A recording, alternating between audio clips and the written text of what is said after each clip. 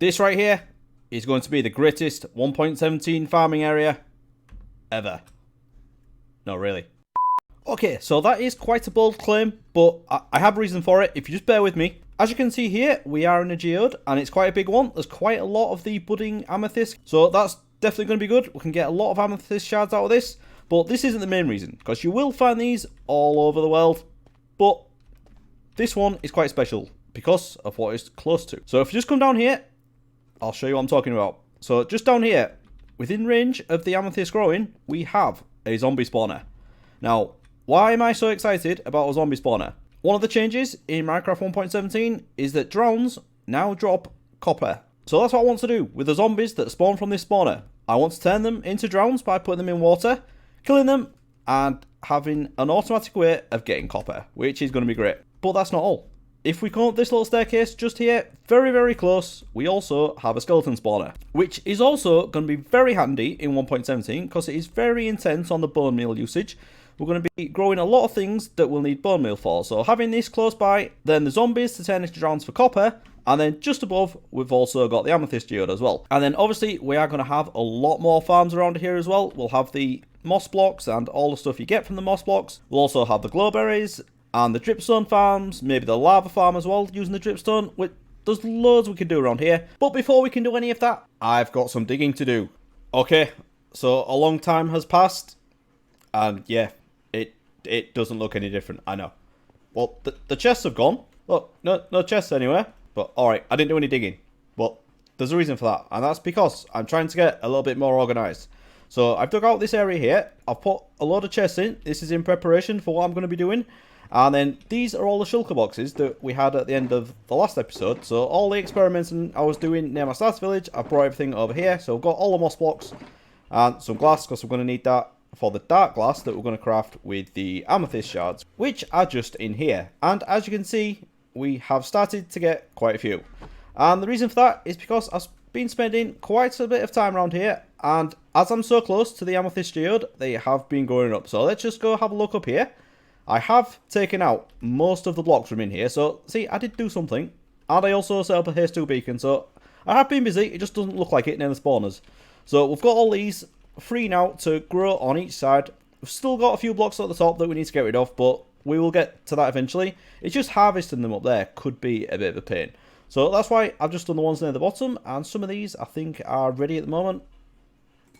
That one wasn't. Never mind.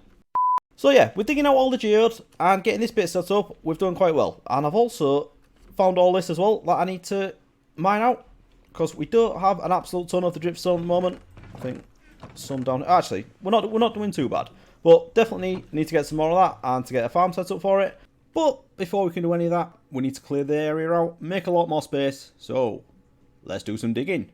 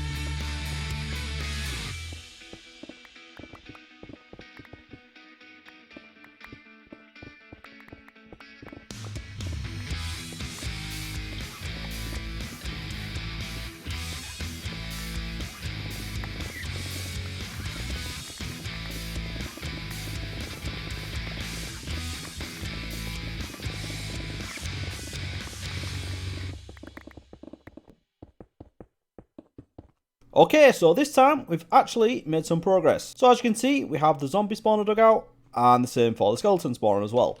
Now, you may think this looks a little bit big, and you'll be right, and that's because I actually want to decorate these, which is something I never do with spawners. It's usually just cobble or whatever blocks are in the wall anyway. But now we have the tinted glass, we're going to be able to see through into the spawners. It'd be nice to have a bit of decoration in there as well. I think I'm going to go with the deep slate blocks. I think that would work really well with the tinted glass. So I'm going to go along all this edge. I don't think I've got any on me. All the way up, because I don't know exactly where the floor is going to be and where I'm going to be AFKing around here, but we will figure that out. Okay, so from the spawners, if you just go up this little staircase here, I have been very, very busy up here. And this is the Amethyst geode. And if we just look up, everything has gone now. Pretty much everything. I don't think there's anything left. And I have been coming up here and harvesting these quite a lot. And I have an absolute ton of the Amethyst shards now. So I don't actually think I'm going to automate these. Because from what I've seen, it takes quite a lot of effort to automate these for not a lot of reward.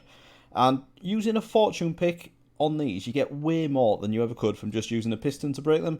So I'm quite happy to just let these grow and come and harvest them manually with a fortune pick every now and then. That's not a problem to me. Oh, I didn't want to do that though. Anyway, I'm going to be much more careful in the future. But, you know, I'm quite happy with this. It's just, I'll probably need to build some kind of staircase to get up there. So I think that'd be an interesting challenge anyway. Never mind automating it. So if we just go up to the top as well, I did do something a little bit extra. And that is, the level we're at here is supposed to be the ideal level for copper spawning. Or it has the best rates at spawning at this level. So I have my beacon there. And what I've done here is gone 50 blocks and 50 blocks that way. So this is like a quarter of the square that is around the beacon. And just doing this bit, I've had to repair my netherite pickaxe 3 times. Which is absolutely crazy. I've done that a few different ways. I've been back to my gold farm to repair it. The next time I went to my villages and traded a lot of stone, which is a great way. I really recommend using villages for XP because they're absolutely brilliant. And then the third time, I just put a load of coal ore down and fortuned it with my silk touch in my offhand. So that always works really well as well. But I've got 2 spawners down there. So why am I using alternative methods for repairing pickaxes when I've got the thing that is the most standard? So that's why I'm going to stop doing that now, and I'm actually going to get these spawners set up, because I think that makes the most sense, doesn't it? So let's get down there, and we'll try and figure out what we're going to do with these spawners. But before we do that, I just need to show you this. Look at that. 18 stacks of amethyst shards, and that's just for me going up there every now and then and harvest them with my fortune pick. So, as I say, I don't think automation is going to be necessary. Okay, so spawners. So the design I'm using for the zombie spawner is a design by Razeworks, and you will be hearing me say Razeworks a lot in this area because he's done a great video series on the 1.17 farms. Now, just a little disclaimer. You're not going to get an absolute ton of copper. That's not how this is going to work. It's definitely way better to go mining. You're going to get a lot more copper as just from doing that up there. I've got, where is my ore? I've got over 3 stacks just from that little bit of mining I've been doing up there. This farm is definitely not going to compete with that. But on saying that, it is going to be fun. We're going to get XP from it. And it's going to be AFKable as well. And the way it works is you can either kill them with a sword, or if you just have Thorns armor on, you can kill them and that counts as a player kill, which will still give you the copper. So you're definitely going to get some flowing in all the time, but just don't hope for like hundreds and hundreds an hour. It's going to be more like double figures, like 30 to 40, something like that. 1.17.1 will increase the rate slightly. You're going to get a bit more there, but it's not going to be anywhere near as good as mining. So just keep that in mind if you're thinking about building one of these farms. I'm doing it because it's fun, and I just want to have everything that we can farm in 1.17 in this area. So we'll definitely need to have copper in there. Okay, so I'm just going to grab some blocks, make a start on this, and I'll come back once I've got something interesting to show you. Okay, so as you can see, we've made a little bit of progress. Been having a bit of fun experimenting with these new deep slate blocks. We've got the deep slate tiles here, and this is the polished cobbled deep slate, I think it's called. Polished deep slate. I do like the design of this, but I think where I've got this is going to be a bit of a problem. And I've actually just noticed I've done this wrong. Needs to drop down 1 more block, but that's okay because what I'm about to say is I'm going to move this because I think what I want to do is put this in this back corner. So we're going to have the water flowing this way, drop down and then go across there. And then what this is where the zombies go up, they get turned into drowns, and then they drop back down. But that would come over here, and this is where the skeleton spawner is, so it's in the way.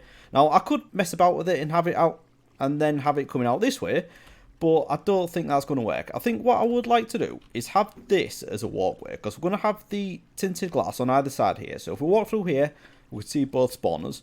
And then what we could do is if we have that on that corner, and then have the zombies go up, come down, and then drop down this way, we could have an entrance into the area where we kill them. And then just over here, we could do a similar thing with the skeletons, have them go up, come down, take a bit of fall damage, and then we'll have them at the side of us. A little bit more work to do. I think we're going to rip this down. Actually, there is another problem with where this is as well. If we just go up here to where the Amethyst geode is, that's directly above where that tube is, and it's right in the middle of this room. So see it here? This is where they would come up. Now, it doesn't need to go any higher than this. There's just need to be a block at that level. So that'd be it, and then they'd go across and drop down in whichever direction it is. If we move it to that other corner, they would come up here. So that is even better, and then they would go that way. So if I ever choose to do anything automated in here, this wouldn't be in the way. So I'm definitely going to move that, and hopefully that should work a lot better. Okay, so a little bit of a progress update. I've moved it from this corner over here, and I've got pretty much the rest of the design built out, apart from the fancy redstone at the top. So what we've got, the zombies will spawn here, flow down here into this channel, and then be pushed along this way. And then we've got the standard stone wall there, just in front of the soul sand, so it'll push them up slightly, and then they'll go up here, where we'll have water in a bubble column. And then at the top, there's going to be some fancy redstone that holds them in position just long enough, so they'll convert into drowns. And then they're going to fall down this one here onto the dripstone, and that should damage them just enough to the point where they're nearly dead, but not quite. And then what we can do, we have options. We can stand here, swiping at them with a sword. Or, the idea behind this farm as well is that we can wear Thorns armor, which I never wear, so I'm going to have to get that sorted. But then, if we just stand here, AFK, when they attack us, they'll take damage, and because they're so damaged as they are, they'll die, and that'll be it. And then we have a hop here to collect the items, just going into this barrel. Obviously, this is probably going to fill up with rotten flesh, but we will put some hoppers below that and then have a sorting system and get rid of all the rubbish that we don't need. So yeah, that is pretty much it. And as you can see, it is a little bit of a tight squeeze. So we do need to figure something about how we're going to get down there. But I think what we could do is have a floor maybe at this level, maybe one below. Actually, yeah, that level would probably be good actually. And then this is like the roof of where we're going to stand. We could have a staircase going down here and into the thing. And then we'll dig all this out, so we have plenty of room, maybe some storage over here, and then we could have somewhere down here for killing the skeletons. So yeah, I think that could work, but I do have a lot more to do. So what I want to do now is actually try out this tinted glass, which I've never crafted it before. I want to see what it looks like. So let's grab some glass and some amethyst shards, which I do have plenty of now. Look at this, it's going crazy. And yes, I did break one more of the budding amethyst, but you know, these things happen. Right, so I've got a stack there. Yeah, we need one now, are we? Let's try getting a few more. Right, 2 stacks. Give that a go. What does this look like? And we do have Optifine as well, so we get the connected glass texture. And I believe you don't need Silk Touch to break this. So I've got my fortune pick here. And I'll get that back. That's great. So we're going to put this all the way around, and then I'm going to replace some of this here as well. So we can see the zombies going through there. But we'll do this all the way around, and I really love how this is looking. It has been a bit of a tight squeeze and a bit challenging to get all this working, but hopefully once we get that redstone in, it should be good to go. So I'm going to get this finished off, and we will have a look once it's all done. Okay, so I think it's safe to say that is working, and I haven't even taken out all of the torches yet. Only taken out half of them, so the light coming from this is going to bleed over as well. So this is operating at a lot less than half efficiency. So we are going to take those out in a second, but let's just have a look at this. Because I have been doing a lot more digging. I've opened this right up. Because all of this is so tight together, I thought having more space around the outside might help a little bit. And I think it does. So I've been experimenting where to put some staircases down into here as well. And I haven't figured that out yet, as you can see. But we've got this little walkway down here. And this is where we come in and swipe it. These fellas. But before we do that, I've already got copper from this. And I've barely killed any. I know I said the rates weren't going to be great. But unless I've just been really lucky, I think I've been doing alright. Oh, no more from that batch. Alright. Never mind. Oh, you can do it. No. Alright, whatever. So let's go take the rest of those torches out, and then we can get up there and have a quick look at the redstone. And this torch trick as well on the blocks works really well. I saw this in Exuma's Hermitcraft episode, and it works brilliantly. I'm definitely going to do like this from now on. So if we take all of these out, now we'll put the tinted glass back, but I've just lost one, so let's grab another one of those. Okay, so we'll put that in there, and now that is in complete darkness, even though we have torches all the way around. We could put torches like this if we want, and no light will get into there. It's absolutely brilliant, this stuff. This is a great addition. I really like it. Now, I may need to change that. Yeah, I'm going to do that, because I don't want light coming through there either. So this is just normal glass. Oh, that's bad. That is the bubble column where they all go up, so can't be having that.